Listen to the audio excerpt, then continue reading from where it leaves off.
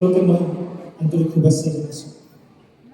যি নহওক ফিলিংছটো আচলতে বহুত ভাল লগা ফিলিংছ হয়, কাৰণ আমিতো যেতিয়াৰ পৰা সাংসাৰিক তেতিয়াৰ পৰা এই ঘৰখন চলোৱাৰ কাৰণে সকলোৱে ভাবে যে ঘৰখন ভালকৈ কেনেকৈ আগুৱাই লৈ যাব পাৰোঁ, এই কথাখিনি সকলোৱে ভাবে। কিন্তু ময়ো তেনেকৈ ভাবি বহুত কামৰ লগত জড়িত হৈছিলোঁ।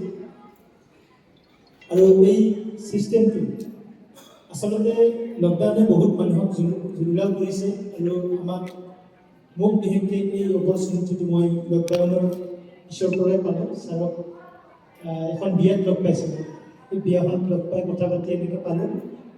কিন্তু আমাৰ কামটো অনলাইন কাম হ'ল, তেনেকৈ মোক কৈছিলে।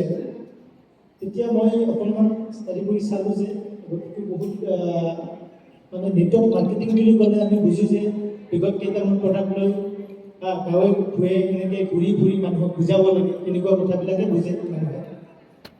সেইটো কাৰণে এই যিটো অনলাইন ব্যৱসায়, এই অনলাইন ব্যৱসায়টো আমি ভালকৈ মানে ময়ো শিকি বুজি ল'লোঁ। লৈ যেতিয়া কাম কৰিলোঁ, এনেকুৱা লাগিলে যে বাকী বিজনেছবিলাক চব এৰি দি কিনে এইটো বিজনেছতে বেছি সময় দিয়া হয়। আৰু আটাইতকৈ ভাল লাগে কি, মোৰ অকণমান কমৰ দিশ আছে আচলতে, ডেকা হ'লেও। কিন্তু এইটো বিজনেছ কৰিলেতো বাহিৰৰ কামত নগ'লেও হয়, ঘৰত ফুৰি কৰিব পাৰোঁ। তাৰ কাৰণে বহুত ভাল লাগিছে। আৰু মানে ডক্টৰক দেখুৱাব নালাগে, আমাৰ প্ৰডাক্টবিলাক ব্যৱহাৰ কৰি ঘৰত মানে প্ৰব্লেম বেছি হোৱাতকৈ শুই কাম কৰিলে আমাৰ বহুত ভাল মানে এটা ফিলিংছ হয়।